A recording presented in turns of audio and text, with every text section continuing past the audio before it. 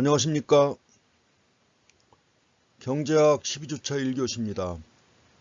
이번 시간에는 지난 시간에 이어서 총수요와 총공급 뒷부분 공부하시겠습니다.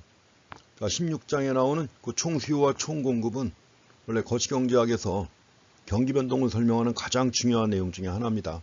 그렇기 때문에 페이지도 많고 내용도 많은데, 그래서 세 번째로 이제 총수요와 총공급 뒷부분 보고, 그리고 나서 17장에 나오는 재정정책 앞부분 조금 더 이어서 하겠습니다. 1시간 분량 정도 약간 안 돼가지고 재정정책도 기니까 그 앞부분 좀 잘라가지고 같이 보겠습니다. 총수요와 총공급 세 번째 내용하고 재정정책 봅니다. 여기서는 장기 거시경제 균형입니다. 먼저 보실 것은 우리가 앞에서 단기 거시경제 균형점 봤었죠. 그 단기에는 단기 AS 곡선하고 총수요 곡선, AD 곡선이 교차하는 점에서 단기 거시경제 균형이 성립됐고, 거기에서 물가와 그 다음에 이제 실질 GDP가 설정이 됩니다. 단기 거시경제 균형점이 이제 장기 AS 곡선 상에 있을 때죠. 그래서 이제 LRAS 해가지고 장기 AS 곡선 상에 있을 때, 이럴 때 장기 거시경제 균형이라고 합니다. 장기 AS 곡선은 어떤 형태였죠? 수직선이었죠. 수직선인 장기 AS 곡선. 물론 이때 그 장기 균형이기 때문에 단기적으로도 균형이 이루어집니다.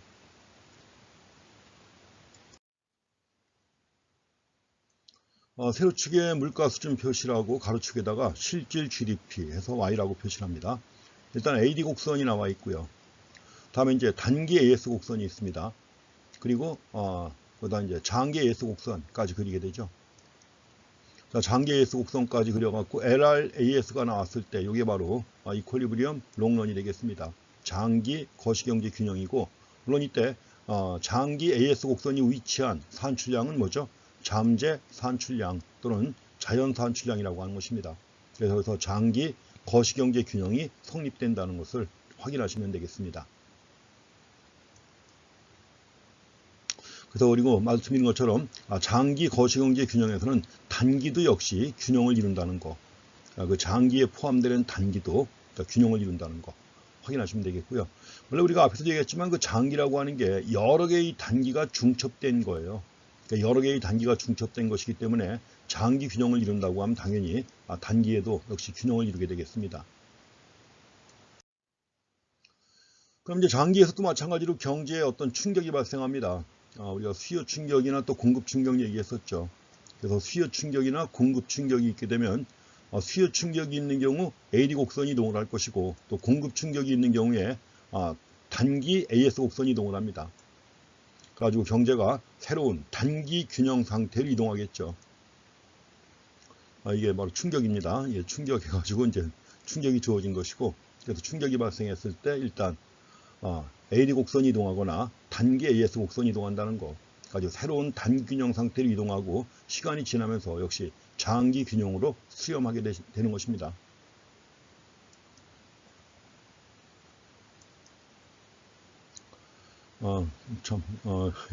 재밌게 만들어 왔는데요. 여기서는 먼저 네거티브 충격이 있는 경우입니다. 수요 충격인데 네거티브 충격이 있다 하는 경우죠. 여기 단기 AS 곡선 그리고 균형점 장기 AS 곡선 나와 있습니다. 단기와 장기 균형이고, 현재 산출량은 Y1인데 역시 잠재 산출량입니다. 장기 AS 곡선이 위치한 산출량은 잠재 산출량이죠. 그래서 현재 이제 총수요 곡선이 AD1인데 이 상태에서 부의 수요 충격이 있습니다. 부의 수요 충격 해가지고 네거티브 수요 충격이 있을 때, 그럼 부의 수요 충격이니까 뭐죠? AD 곡선이 왼쪽으로 이동하겠죠. 그래서 이럴 때 이제 초기에 부의 수요 충격이 있게 되면 AD 곡선이 왼쪽으로 이동합니다. 그래서 AD 곡선이 AD2로 이동했죠. 이렇게 해서 이동했습니다. 가지고 이제 새로운 균형점은 이제 E2가 되는 거예요. E2가 돼가지고 E2에서 물가는 어떻게 했습니까? 하락했죠. 물가는 하락했고, 산출량이 잠재 산출량에서 벗어나가지고 산출량이 감소했습니다. 산출량이 감소했다는 얘기는 경기가 안 좋아진 거죠. 잠재 산출량 수준에 있다가 산출량이 감소했기 때문에 이럴 때 산출량이 감소한 것이고, 그러니까 산출량이 감소했을 때 잠재 산출량과 실제 산출량의 차이, 이 차이를 갖다가 경기후퇴 갭이라고 합니다. 경기후퇴 갭인데 저 경기후퇴 갭은 어떻게 측정되는 거죠? 실질 GDP의 부족분이에요. 그러니까 우리가 자음재산 출량에 미달되는 자음재산 출량에서 미달되는 실질 GDP의 부족분이 바로 경기후퇴 갭이 되는 겁니다. 그러니까 경기후퇴 갭은 단위가 뭘까요? 단위가 몇 억 달러 이런 거죠. 금액으로 표시가 되는 겁니다. 경기후퇴 갭은 금액으로 그러니까 실질 GDP 개념으로 측정이 되는 것이기 때문에 경기후퇴 갭이라고 했는데 몇 억 달러 이런 식으로 표현이 되는 겁니다. 그래서 이럴 때는 이제 경기가 자음재산 출량 수준에서 벗어나 가지고 경기가 안 좋아진 거예요. 가지고 이것을 경기후퇴 갭이라고 합니다. 그래서 이런 경우 이제 자 다시 한번 얘기하지만 물가 수준은 하락했습니다. 총 산출량이 감소했죠. 자, 총 산출량이 감소하니까 실업은 당연히 증가하는 거죠. 그래서 E1에서 E2로 옮겨감으로써 나타난 결과가 이겁니다.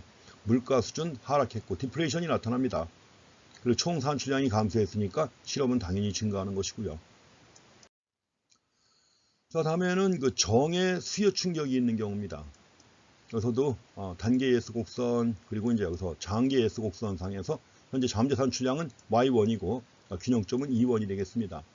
자, 정의 수요 충격이 나타나게 됩니다. 지출이 증가하는 거죠. 지출이 증가했을 때 총 수요 곡선은 자, 오른쪽으로 이동합니다. 초기에 정의 수요 충격이 있을 때 AD 곡선이 우측 이동하죠. 이렇게 해서 가지고 균형점이 E2로 옮겨갑니다. 가지고 균형점이 옮겨감으로써 이제 어떻게 됐습니까? 자, 물가는 상승했죠. 경기가 좋을 때 인플레이션이 발생하는 겁니다. 물가 상승했고 자, 산출량이 어떻게 됐죠? 자, 산출량이 증가했죠. 자음재 산출량을 초과해 가지고 산출량이 증가한 거예요. 자, 자음재 산출량을 초과해 가지고 산출량이 증가했다는 얘기는 경기가 너무 좋다는 얘기입니다. 너무 좋기 때문에 이럴 때 자, 인플레이션을 어떤 유발하겠죠. 물가 상승해 가지고 인플레이션을 유발하게 되는데 그래서 자음재 산출량을 초과하는 실질 GDP의 초과분이 있죠. 이 초과분을 갖다가 인플레이션 갭이라고 합니다. 물론 인플레이션 갭도 단위는 뭐예요? 몇 억 달러 이렇게 표현되는 거죠. 몇 억 달러. 그래서 우리가 경기 후퇴 갭과 인플레이셔너리 갭 두 가지는 바로 GDP와 같은 단위로 측정이 되는 겁니다. 그래서 이 경우 결과적으로 물가 수준은 상승했고 총 산출량이 증가했으니까 실업은 감소하는 거죠. 그래서 정의 수요 충격이 있는 경우 단기적인 효과라고 보시면 되겠습니다. 지금 우리가 몇 가지 갭을 제시했습니다. 한 가지가 경기후퇴 갭이라고 하는 거. 경기후퇴 갭은 자음재 산출량이 총 산출량이 자음재 산출량에 미달하는 부분이죠. 부족한 부분이 바로 경기후퇴 갭이라고 해서 단위는 몇 억 달러라고 표시가 되는 겁니다. 다음에 두 번째 인플레이션 갭인데 이거 초과분입니다. 총 산출량이 실제 총 산출량이 자음재 산출량을 초과한 거예요. 그 초과한 초과분인데 초과분을 갖다가 이럴 때 흔히 인플레이션이 유발되기 때문에 이럴 때 이걸 인플레이션 갭이라고 합니다. 인플레이셔너리 갭. 또 경기후퇴 갭은 영어로 리세셔너리 갭이라고 하는 겁니다. 근데 우리가 이 말과 함께 또 한 가지 쓰는 말이 산출량 갭이라는 말이 있습니다. 산출량 갭 해가지고 아웃풋 갭이라고 하는 개념이 있는데 이거는 뭐냐면 실제 총 산출량하고 자음재 산출량 간의 퍼센트의 차이예요. 산출량 갭은 퍼센트로 표시가 되는 겁니다. 이거 주의하셔야 됩니다. 그래서 우리가 산출량 갭이라고 할 때는 자음재 산출량을 초과하는 부분이 있죠. 일반적으로. 그래서 물론 이제 부족한 부분도 있죠. 그래서 실제 산출량 빼기 자음재 산출량 나누기 자음재 산출량이에요. 곱하기 100 한 거니까 퍼센트로 나오겠죠. 퍼센트로. 가지고 실제 총 산출량과 자음재 산출량 간의 퍼센트의 차이라고 하는 거, 이 개념을 잘 이해하셔야 됩니다. 또 얼마 전에 한번 신문에 그런 기사가 났습니다. 어떤 신문에 이제 특집을 해가지고 꽤 크게 해가지고 이전 정부, 그러니까 현재 문재인 정부하고 이전에 박근혜 정부하고 이명박 정부하고 그 이전 정부를 갖다가 비교하는 거예요. 비교해가지고 이제 경기가 어떠냐는 거죠. 이걸 비교해가지고 이제 글을 썼습니다. 글을 썼는데 거기에 오류가 있었어요. 뭐냐면 이 산출량 갭이라는 개념이 나왔는데 그 산출량 갭을 갖다 잘못 이해한 겁니다. 가지고 이걸 또 지적을 해가지고 서강대학교 모 교수가 신문에다가 또 기고한 내용이 있습니다. 그런 식으로 비교한다는 건 의미가 없다는 거죠. 그러니까 개념을 잘못 이해하고서 단순하게 비교하는 게 의미가 없죠, 당연히. 그래서 우리가 글을 쓸 때는 여러 가지 전문적인 용어 이용해 가지고 분석을 하고 글을 쓸 때는 개념을 정확하게 이해하고 써야 되는 것입니다. 그래서 갭과 관련해 가지고 지금 우리가 두 가지 갭은 위에서 봤고, 특히 이제 여기서 두 가지 갭은 단위가 몇 억 달러입니다. 몇 억 달러인데 산출량 갭이라고 할 때 아웃풋 갭은 뭐예요? 퍼센트의 차이 얘기한다는 거 주의하시기 바랍니다. 자, 그 갭이 있는 경우, 그럼 갭이 있게 되면 다음에는 무슨 일이 일어나는가 하는 거죠. 무슨 일이 일어나는가, 과연. 그러니까 영원히 그 갭이 그대로 지속되는가 하는 건데, 그 당연히 아니죠. 그 갭이 있는 경우에는 그 영원히 지속되는 게 아닙니다. 그런데 경기 후퇴 갭이 있을 때는 문제가 뭐예요? 실업이 크게 증가했잖아요. 실업이 크게 증가했으니까 뭐예요? 정부가 해결해야죠. 마찬가지로 인플레이셔너리 갭이 있는 경우에는 물가가 올라갑니다. 경기는 좋지만 그러나 물가가 올라간단 말이죠. 자, 인플레이션이 발생하는데 역시 인플레이션도 우리가 해결해야 될 중요한 과제 중에 하나입니다. 그래서 보통 리세셔널 갭이 있거나 아니면 인플레이셔널 갭이 있는 경우에는 대부분의 경우 그 뭐 정책 담당자들 그런 경우라면 근데 기획재정부 장관 이렇게 되겠죠. 그래서 경제가 다시 잠재 산출량 수준으로 돌아가도록 시도할 수 있다는 겁니다. 스패너 가지고 하면 되나요? 이렇게 해서 스패너 가지고 조정될 수 있는 거라면 얼마나 좋겠습니까? 그렇지만 만약에 이제 시도할 수 있지만 단기적으로 이렇게 시도하는 거예요. 단기적으로. 왜냐하면 실업이라는 건 고통스러운 거죠. 물론 시간이 지나가면 다 해결됩니다. 장기 한 10년 지나가고 장기적으로 그 이상 지나가면 해결되겠죠. 그렇지만 그 실업이라고 하는 게 얼마나 고통스러워요. 또 인플레이션도 마찬가지입니다. 자고 나면 물가가 오르는데 생활 수준은 계속 떨어지는 거 아닙니까? 그래서 단기적으로 당장 해결해야 될 과제다 이겁니다. 그렇기 때문에 대부분의 경우 정책 담당자들이 이걸 해결하려고 시도할 수 있다는 거죠. 그렇지만 물론 임금이나 가격이 완전하게 조정되면 우리가 임금이나 가격이 완전히 신축적으로 조정될 수 있는 기간 뭐죠? 장기입니다. 그래서 시간만 지나면 경제에는 장기적으로 자체적으로 보정된다는 이겁니다. 내버려 두면 해결된다는 얘기예요. 장기적으로는. 그렇지만 중요한 것이 실업과 인플레이션은 당장 해결해야 할 것이지 장기적으로 자연스럽게 해결될 때를 기다릴 수 있는 게 아니라는 거죠. 그렇지만 물론 장기적으로 가면 자체적으로 보정, 해결됩니다. 물론. 이걸 믿는 게 바로 고전학파가 이걸 믿는 거죠. 고전학파학자들이 이런 걸 믿는 것이고 그래서 이제 고전학파 경제학자들은 내버려 두면 해결된다는 얘기입니다. 역시 고전학파의 전통을 이어받은 신고전학파나 아니면 통화주의자들 또는 시카고학파라고 하는데 시카고학파 학자들은 뭐 내버려 두면 해결된다고 봐요. 그렇지만 문제는 당장 해결해야 할 문제라는 것이죠.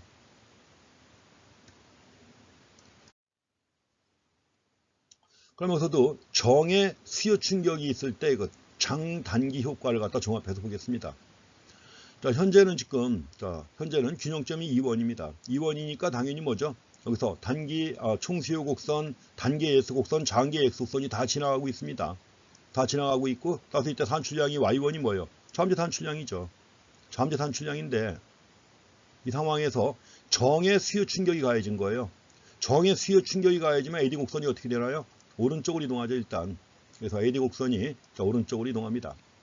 초기에 정의 수요 충격이 있어가지고 AD 곡선이 오른쪽으로 이동했다.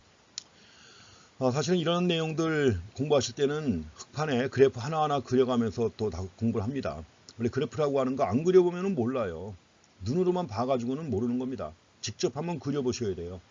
그리고 중요한 건 그래프 그릴 때 가로축, 세로축 그린 다음에 세로축이 무엇이고 가로축이 무엇인가를 갖다가 반드시 표시하셔야 됩니다. 그래서 그래프 그리는 것도 하나하나 그려나가야 되는 거죠. 순서대로. 그래서 제가 흑판에 하나하나 그려나가면서 여러분들이 한번 그려보시면 쉽게 그릴 수 있는데 지금 여기 나와 있는 거 보고 그래프 그려라 그러면 쉽게 안 그려집니다. 이게. 그래서 여러분들은 공부하시면서 그래프를 한번 그려가면서 공부하시는 게 가장 효과가 큰 것입니다. 자, 이렇게 해가지고 초기 정의 수요 충격이 가해져가지고 AD 곡선이 이동을 했습니다. AD 곡선이 우측 이동했고 그러다 보니까 균형점이 2원에서 1로 옮겨가겠죠. 여기가 이제 E2가 되겠습니다. 균형점. 그래서 2원에서 E2로 옮겨갔고 E2로 옮겨가니까 물가는 어떻게 됐습니까? 물가는 상승했죠. 물가는 상승했고 그 다음에 산출량이 어떻게 됐어요? 산출량 증가했죠. 증가했기 때문에 지금 잠재 산출량을 초과한 거예요. 잠재 산출량을 초과해가지고 인플레이셔너리 갭이 발생한 겁니다. 그러니까 이제 결국 자, 산출량이 증가했으니까 단기에 실업은 감소했죠. 실업은 감소했지만 그러나 자, 인플레이션 갭 때문에 뭐예요? 물가 상승 압력이 계속되는 거죠. 물가 상승 압력이. 그리고 물가가 상승했고요. 또 상승했고 인플레이셔너리 갭으로 인해 가지고 물가 상승 압력이 계속되는 것입니다. 그때 이런 경우 이제 장기에는 물가가 상승했죠. 물가가 상승하니까 당연히 명목임금 어떻게 될까요? 상승하겠죠. 자, 물가가 상승하니까 실질임금은 하락했고 실질임금이 하락하니까 노동자나 노동조합은 임금 인상을 요구하겠죠. 그러니까 임금 인상을 요구해가지고 임금이 올랐다. 임금이 올랐기 때문에 뭐예요? 명목임금이 상승하니까 단기 총 공급이 감소하겠죠. 그래서 단기 S 곡선이 왼쪽 이동하는 겁니다. 이렇게 해서 단기 총 공급을 감소시켜서 결국 경제는 다시 뭐예요? 잠재 산출량 수준으로 돌아가는 것입니다. 근데 언제? 장기에. 내버려 두면 돌아가요. 그래서 아무래도 이제 자, 초기 정의 수요 충격 때문에 경제가 균형을 벗어나가지고 이틀로 옮겨졌지만 시간이 지나면은 뭐예요? 시간이 지나면 다시 E3로 올라갑니다. 그래서 물가는 올랐지만 산출량은 다시 잠재 산출량 수준으로 돌아와요. 장기적으로. 그리고 이제 잠재 산출량 수준으로 돌아오니까 이제 다시 균형 상태에 이르는 거죠. 시간이 지나면. 그렇지만 이런 것들이 당장 해결해야 할 문제라는 겁니다. 내버려 두면 다시 균형으로 돌아오지만 시간이 지나면서 돌아오지만 그러나 당장 해결해야 될 과제다 하는 것입니다. 다음엔 그 부의 수요 충격이 있는 경우입니다. 네거티브 수요 충격이 있을 때 장단기 효과인데 처음에 균형점은 E1입니다. 잠재 산출량은 Y1이고요. 이럴 때 부의 수요 충격이 있으니까 당연히 AD 곡선이 왼쪽 이동하겠죠. 그래서 AD 곡선이 자, 왼쪽으로 이동했습니다. 이동하니까 이제 균형점이 E2가 된 거죠. E2로 왔습니다. 자, 초기에 부의 수요 충격이 있어가지고 E2로 왔다. 자, E2로 오니까 물가는 어떻게 됐습니까? P1에서 P2로 하락했죠. 물가 하락했고. 자, 총 산출량이 어떻게 됐습니까? 감소했죠. 잠재 산출량에서 벗어나가지고 총 산출량이 감소해서 뭐가 생겼죠? 경기주택 갭이 생겼죠. 자, 경기주택 갭이 있게 되면 실업은 어떻게 되는 거예요? 증가하는 겁니다. 실업이 존재해요, 지금. 자, 실업자는 당장 고통스럽죠. 그래가지고 이제 이 상황에서 자, 정부가 해결하면 물론 됩니다. 그렇지만 장기적으로 볼 땐 다시 또 균형으로 돌아간다는 겁니다. 그래서 장기적으로 볼 때 물가가 하락했습니다. 자, 물가가 하락하니까 명목임금이 어떻게 돼요? 하락하죠. 물가가 하락하니까 실질임금이 상승한 것이고 명목임금은 시간이 지나면서 하락합니다. 물론 여기서 자, 장기적으로 볼 때는 가격도 그렇고 물가도 그렇고 임금도 그렇고 장기에는 뭐예요? 신축적이에요. 그래서 장기에 명목임금이 하락하니까 단기의 예수곡선이 왼쪽 이동합니다. 왼쪽 이동했죠. 왼쪽 이동했고 자, 왼쪽 이동함으로써 경제는 다시 뭐예요? 다시 E3 새로운 균형점으로 돌아갑니다. 그래서 산출량은 다시 잠재 산출량 수준으로 복귀하게 되는 거예요. 그래서 단기에 수요 충격, 공급 충격이 있어가지고 어떤 변화가 있다고 하더라도 장기에는 다시 균형으로 돌아간다는 거. 장기 10년 이상 되는 그런 기간입니다. 공급 충격 vs 수요 충격 나와 있습니다. 어느 것이 더 일반적인가 그랬는데 지금까지 우리가 겪었던 충격은 대부분 다 수요 충격이에요. 공급 충격은 드물게 발생합니다. 우리가 겪었던 대표적인 공급 충격은 1974년 1차 오일 샥. 그게 이제 계기가 된 게 중동전쟁이에요. 그다가 1979년 제2차 오일 샥 있었고 그 다음에 최근에 뭐예요? 최근 들어와가지고 여러 가지 원자재 가격 상승해가지고 또 있습니다.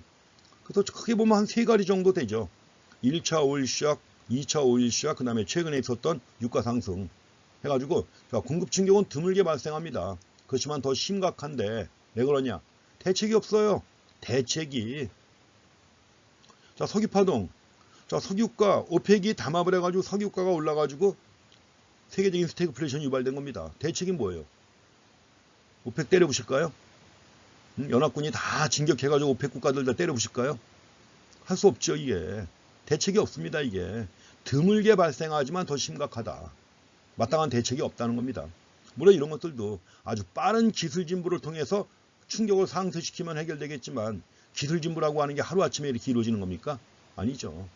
그래서 자, 공급 충격과 수요 충격의 효과는 봤는데 자, 수요 충격이 자주 발생합니다. 그렇지만 공급 충격은 드물게 발생하지만 심각하다. 자, 심각한 이유가 마땅한 대책이 없기 때문에 심각한 것입니다.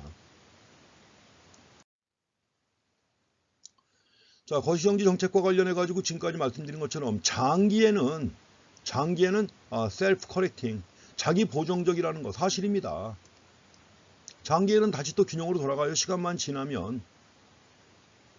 근데 그 장기라고 하는 거 대부분의 경제학자들은 장기가 10년 이상일 것으로 생각됩니다. 적어도 물가와 임금이 신축적으로 조정될 수 있다 하는 기간이 보통 10년 이상이에요.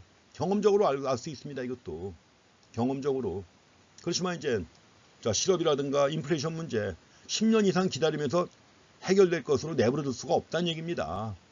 그러니까 이런 걸 해결하기 위해서 정부가 개입하는데 자, 실업과 인플레이션 문제 이걸 해결하기 위해서 정부가 개입해가지고 경제를 다시 균형 상태로 이끄는 거 아니에요.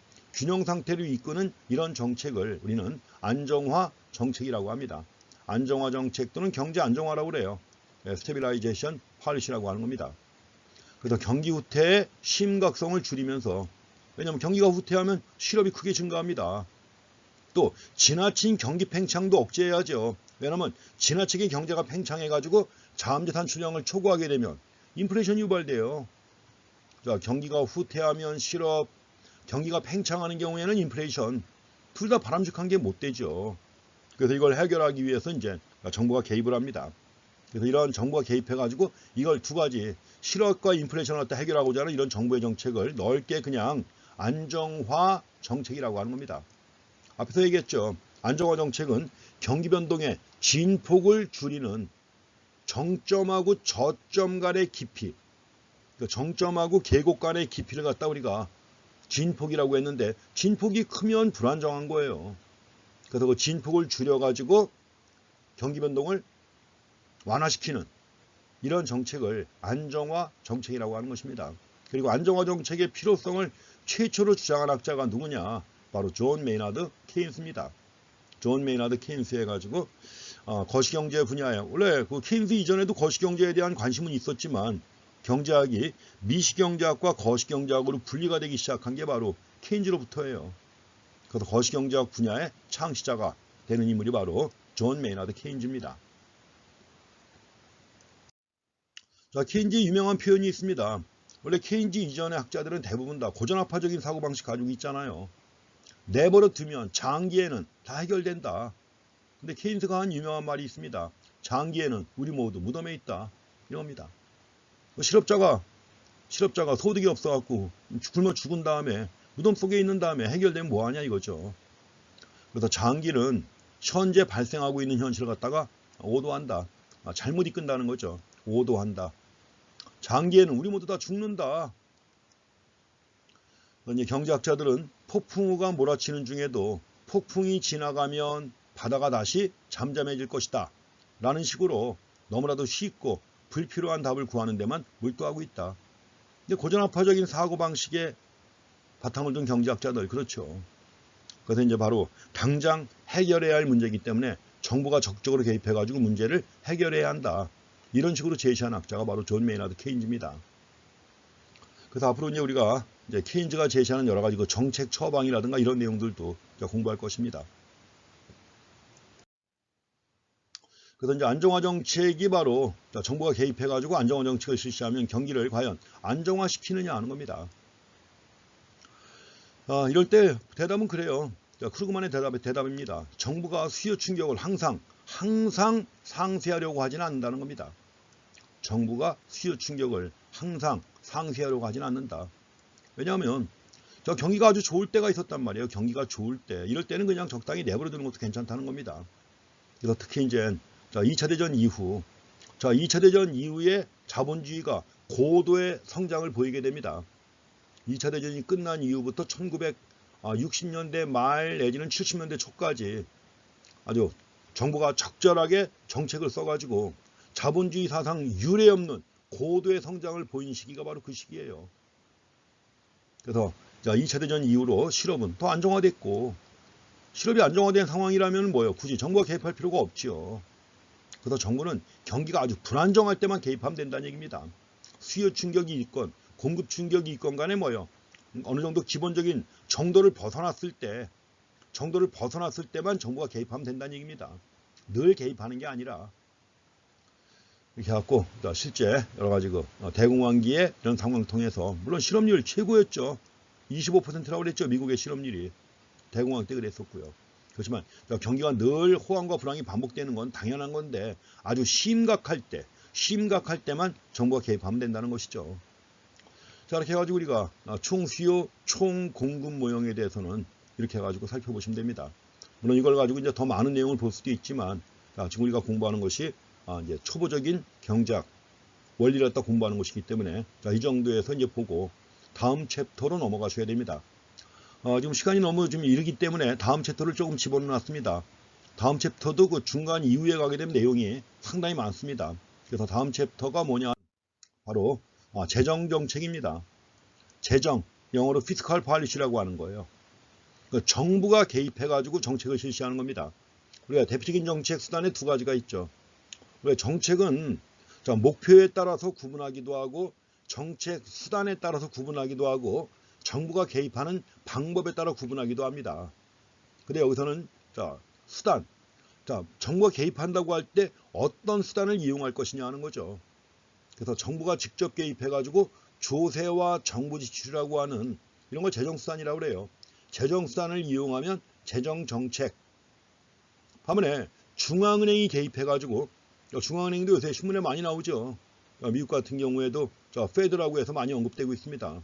지금 트럼프가 다시 대통령 선거에서 당선돼야 되는데 본인 생각에 당선돼야 되는데 생각만큼 경기가 좋아지질 않는 거죠. 오히려 더 코로나 바이러스 때문에 더 나빠지고 있잖아요. 그러니까 경기를 갖다 살려야 돼. 살려야만 재선됩니다. 지금까지 역대 미국에서 현직 대통령이 다음번 선거에서 재선되기 위해서는 뭐예요? 경기가 살아나야 되는 거예요. 근데 지금 마땅하게 경기가 안 살아나니까는 대통령이 페드 의장을 두고서 계속 욕을 합니다. 트럼프 욕하는 거 들어보셨죠? 아주 직설적인 욕이에요. 아주 그냥 우리나라 같으면 진짜 어떻게 저런 인신공격을 해도 저렇게 할 수 있나 싶을 정도로 아주 심한 말을 막 해댑니다. 그러니까 이제 페드 의장한테 하는 얘기가 뭐냐? 돈 더 풀어라 이겁니다. 돈을 더 풀어가지고 경기를 더 살려라 이거죠. 그래서 이렇게 페드가 주관해가지고 하는 이런 정책을 통화정책이라고 합니다. 그래서 일단 17장에서 재정정책에 대해서 아이디어를 보시고 그 다음 챕터에서 이제 통화하니까는 먼저 우리가 은행이라든가 금융 쪽을 공부해야죠. 그래서 이런 내용들 공부하신 다음에 통화정책에 대해서도 공부하실 것입니다. 특히 그 재정정책과 통화정책 같은 경우에는 케인스 학파하고 고전학파 계열의 학자들 간에 견해 차이가 심한 것도 꽤 많아요. 그래서 어느 정도까지는 그 견해 차이도 공부를 하셔야 됩니다. 그래서 그런 내용들을 포함해가지고 이미 여러분들에게 강의 노트는 올려드렸지만 그 강의 노트에 추가해가지고 지금 요거 우리가 수업 진행하면서는 처음에 올려드렸던 강의 노트를 갖다가 지금 다시 정비하고 있습니다. 정비해가지고 필요한 내용들 더 자세히 추가하고 예전엔 제가 흑판에 판서해드렸던 건데 이제 판서가 여기서 어렵기 때문에 슬라이드에 추가해가지고 지금 정리한 내용들이 꽤 있습니다. 그러니까 그런 내용들 통해서 보시면 되겠습니다.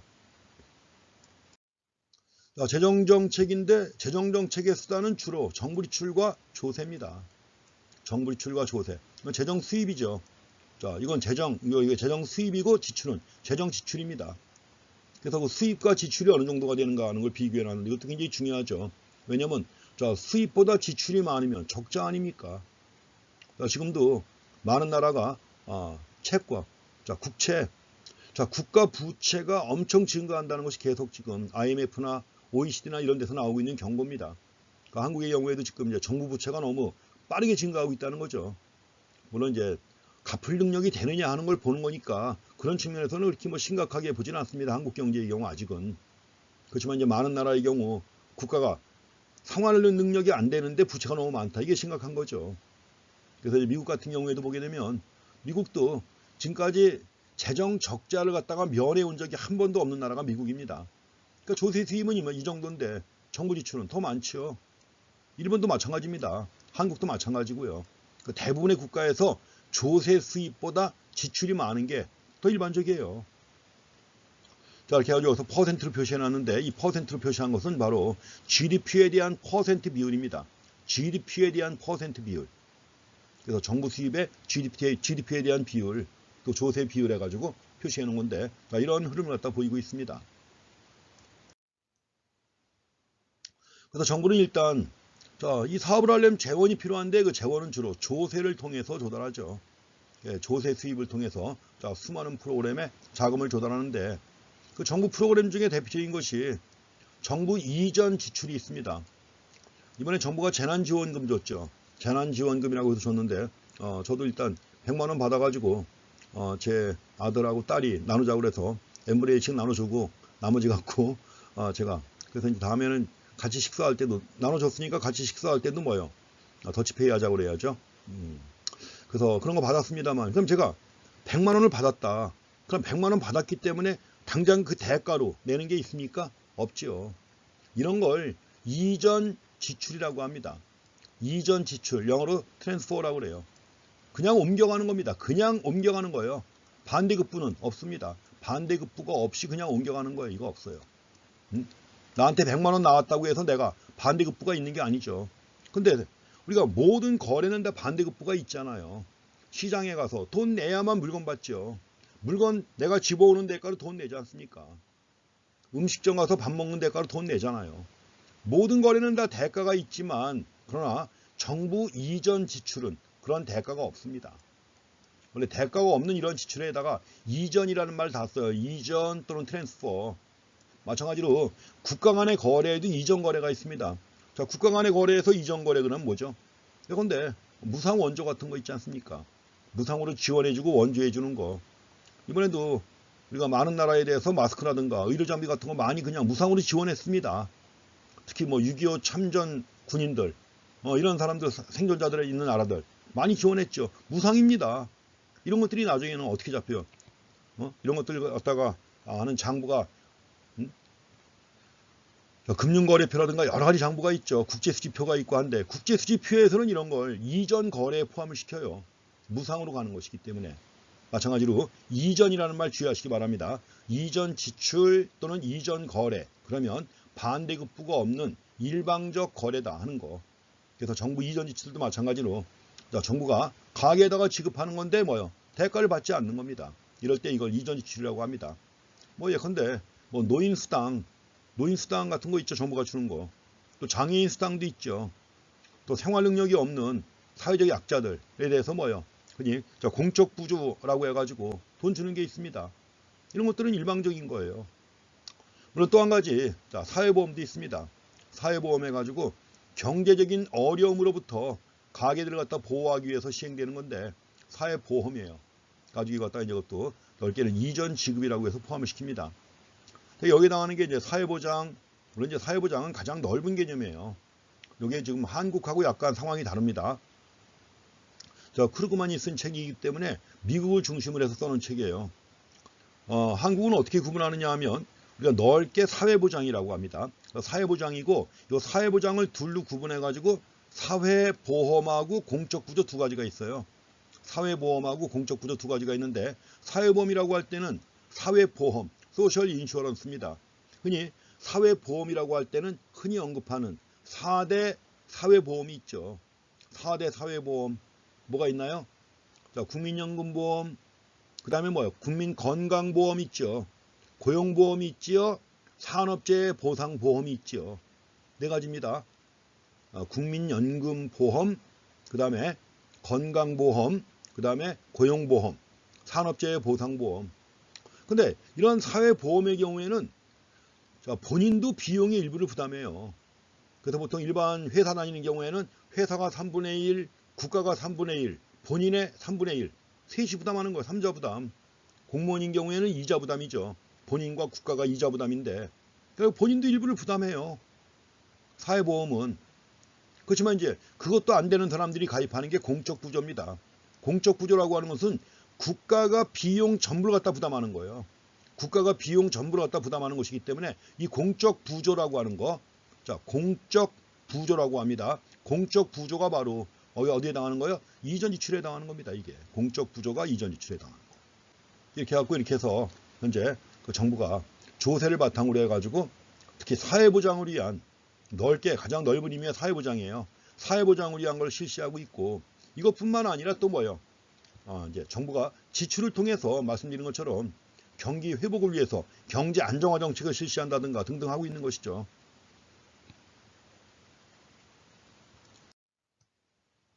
자, 미국의 조세 수익 구조가 나오는데 뭐 한국하고 다르죠.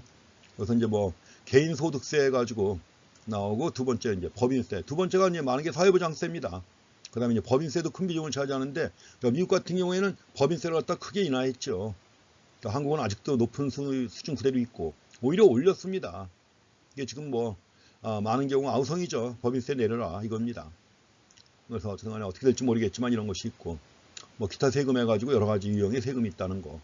물론 여기서도 우리가 세금을 파악할 때는 국세와 지방세 구분해서 파악하셔야 됩니다. 조세를 파악할 때 국세와 지방세 그리고 국세에 뭐 어떻게 구성되어 있는가 하는 거 이런 것들 파악하시면 되는데 미국의 상황 참고로 보시고요. 자, 미국의 지출 구조입니다. 정부 지출의 구조예요. 제일 많이 쓰는 것 중에 하나가 어딘가요?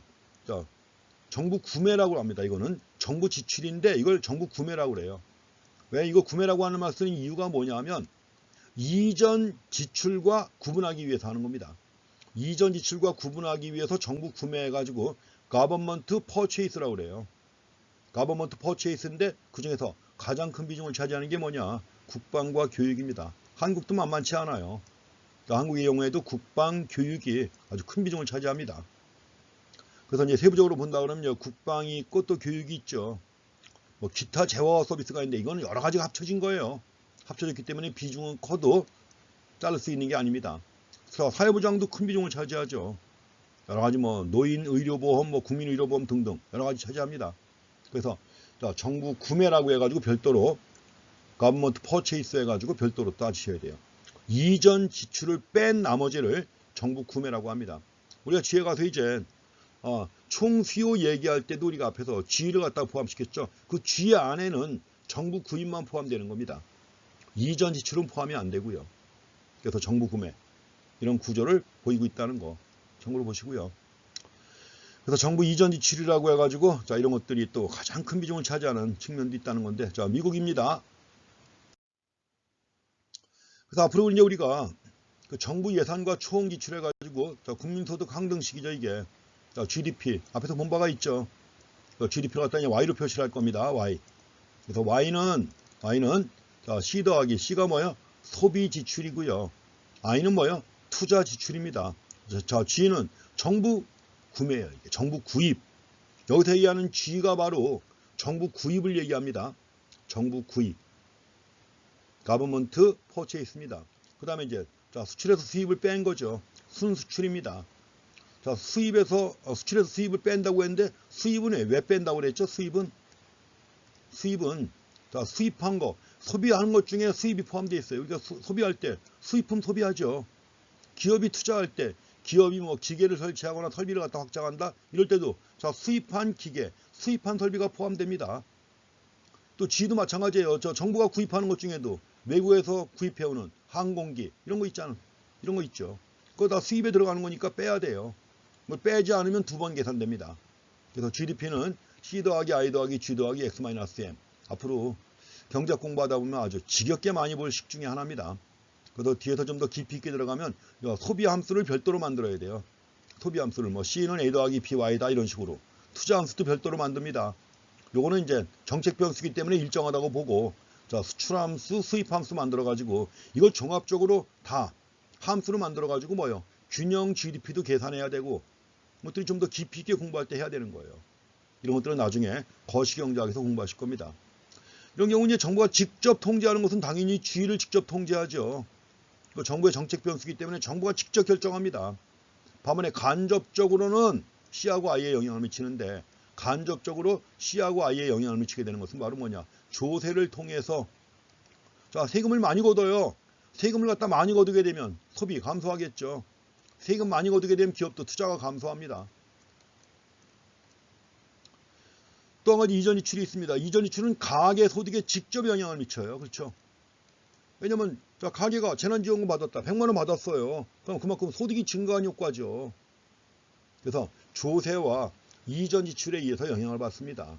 그리고 기업의 투자가 또 조세와 여러 가지 정부의 규제에 의해서 영향을 받죠. 간접적으로입니다. 그래서 정부가 직접 통제하는 것은 G 하나고 간접적으로 C하고 I 나가서 X, IM에 영향을 미치는 것입니다. 그래서 정부 예산과 총 지출 간의 관계 확인하셔야 되고요. 그래서 이제 우리가 재정정책에서 중요한 건 두 가지입니다. 조세 수익과 정부 구매 두 가지가 아주 중요한 영향을 미칠 것이고 그런 것들이 변화할 때 어떤 결과를 가져올 것인가 이건 좀 자세히 공부를 하실 겁니다. 그래서 결국 이걸 통해서 정부가 움직일 수 있는 게 AD 곡선이에요. 수요 충격. 수요 충격의 대표적인 AD 곡선을 갖다 이걸 통해서 이동시킬 수 있습니다. 이제 그 뒤에서 주로 볼 내용은 그 재정 정책에 대한 내용입니다. 앞에서 그 재정 정책의 수단에 대해서 간략하게 봤지만 이제 주로 그 수단을 이용해 가지고 재정 정책의 효과가 어떻게 나타나는지 이런 내용들을 중심으로 공부하시겠습니다. 자, 재정 정책의 수단이 되는 조세, 또 이전 지출도 영향을 좀 미치긴 하죠. 그다음에 또 한 가지 정부의 재화 및 서비스의 구매, 이게 바로 우리가 흔히 얘기하는 정부 구입 또는 정부 구매를 얘기하는 겁니다. G로 표시했던 거죠. 그래서 주로 이제 T와 G를 사용해 가지고 총 수요 곡선을 이동시키는 것이 바로 재정 정책입니다. 이 재정 정책의 효과에 대해서 지금도 학파들 간의 논란이 굉장히 큽니다. 크게 보면 고전학파 계열 학자들하고 케인스 계열이죠. 당연히 케인스 계열 학자들은 재정 정책이 매우 중요하다는 점을 강조합니다. 그래서 루즈벨트가 실시했던 것도 주로 재정 정책이죠. 정부 지출, 대규모 정부 지출을 통해서 경기를 회복시켰던 것입니다. 뉴딜 정책을 통해서. 그런데 그 재정 정책의 뒷받침이 되는 것이 바로 케인스 학파의 주장 아닙니까? 케인스와. 그런데 그런 주장에 대해서 고전학파 계열, 대표적으로 통화주의하고 새 고전학파입니다. 새 고전학파는 재정 정책은 흔히 구축 효과라는 개념을 제시해가지고 구축 효과가 매우 크기 때문에 재정 정책은 효과가 별로 없다. 그래서 불가피하게 정부가 개입하는 경우에도 통화 정책으로 대응해야 한다는 것입니다. 이렇게 해갖고 재정 정책의 효과에 대해서 논란이 꽤 큰데 이런 내용들을 이제 뒤에 가면 하나하나 보셔야 됩니다. 아래 거기 부시하고 조지 부시, 그 다음에 오바마하고 둘이 있는데 원래 부시 같은 경우에 나는 조세 삭감을 했지롱 해가지고 지금 뭐 자랑하듯이 얘기하고 이렇게 있는데 번역자가 이렇게 번역을 해놨습니다. 원래 세금을 깎아주는 정책도 재정 정책이죠. 근데 특히 그 세금을 깎아주는 정책은 우리가 감세 정책이라고 해가지고 그 레이건 행정부의 상징이 됐던 겁니다. 여러분들이 커맨딩 하이츠에서 보셨죠. 자, 신자유주의를 갖다가 실제 정책에 옮긴 두 명이 있죠. 미국의 로널드 레이건하고 영국의 대처가 있습니다. 그 레이건 행정부의 대표적인 정책이 바로 감세 정책이에요. 세금을 깎아주는 정책. 왜냐하면 세금을 깎아주는 정책은 두 가지 방향으로 여기서 지금 총 수요 곡선에 영향을 미친다고 했는데 총 공급에도 영향을 미칩니다. 그래서 세금을 깎아주게 되면 노동자의 근로 의욕이 살아나고 노동 의욕이 살아나고 기업의 투자 의욕이 살아나기 때문에 총 수요만 증가시키는 것이 아니라 총 공급도 증가시킨다는 것입니다. 물론 이제 그 효과가 뚜렷하게 나타난 것은 아니지만 그래가지고 이제 그런 주장을 내세웠던 것이 그 당시 고전학파 계열의 흔히 공급 측 경제학이라고 합니다. 공급 측 경제학 해가지고 Supply Side Economics에서 SSE라고 하는 건데 한때 꽤 인기를 끌었던 주장 중에 하나입니다. 물론 그것도 고전학파 계열의 주장 중에 하나입니다. 그래서 이렇게 갖고 세금 깎아주는 정책을 실시했다 해갖고 지금 자랑하고 있고, 근데 이제 버락 오바마는 이제 또 다르게 나가고 있죠. 조지, 나는 다른 방향으로 갈 거네 해가지고 실시했는데, 물론 이제 부시의 경우엔 또 전통적인 케인스 주의의 바탕을 두고서 정책을 실시했던 것입니다. 그렇게 갖고 그 재정 정책에 대해서 여전히 논란이 이어지고 있는 그런 내용이기 때문에 그 효과라든가 이런 것들을 자세히 공부하셔야 합니다. 이제 뒤에서 공부하실 내용이 바로 그런 내용들입니다. 자, 이 시간은 여기까지 하겠습니다. 자, 수고했습니다.